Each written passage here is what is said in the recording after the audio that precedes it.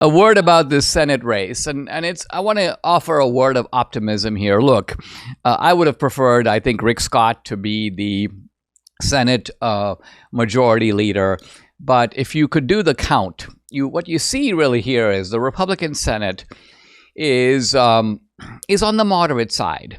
Now, some people will say that's because senators have to run in big states and they've got to win statewide, and it's not the same as, and there's some truth to this, right? If you're a congressman in Brandon's district, it's a conservative district, almost 2-1.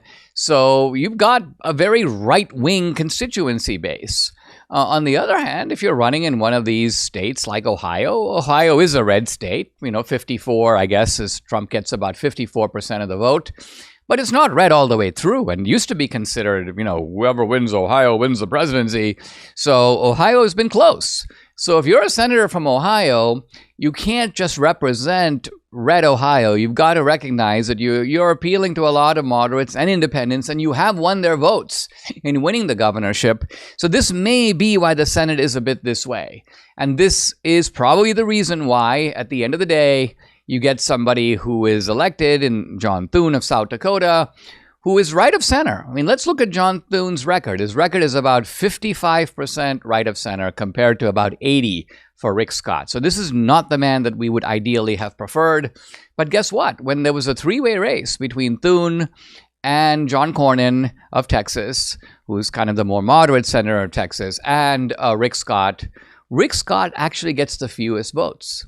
He's knocked out of the running. So the contest then becomes between Cornyn and Thune. And I think Thune got 27, Cornyn got 24, something like that. And Thune prevails by a handful of votes. Now, this puts a lot of pressure on Thune, and there are going to be some MAGA people who are furious at the outcome. I think we should not throw a tantrum here. We should settle back. There's nothing wrong with holding Thune to account, and we've got to make sure, because I'm sure that with Thune is a little bit of a McConnell water carrier. He's been McConnell's man in the Senate. I'm sure McConnell is chortling a little bit. I got my guy in there after all. But Thune is going to be under a lot of pressure to deliver for Trump. And there's going to be, I think, hell to pay if he somehow tries to see himself as some kind of an opposition figure. I don't think he will. I don't think he will do that. In fact, I think in order to consolidate his position, what Thune is going to try to do is move right and appease the Trump MAGA faction of the Republican Party, which is the majority of the party.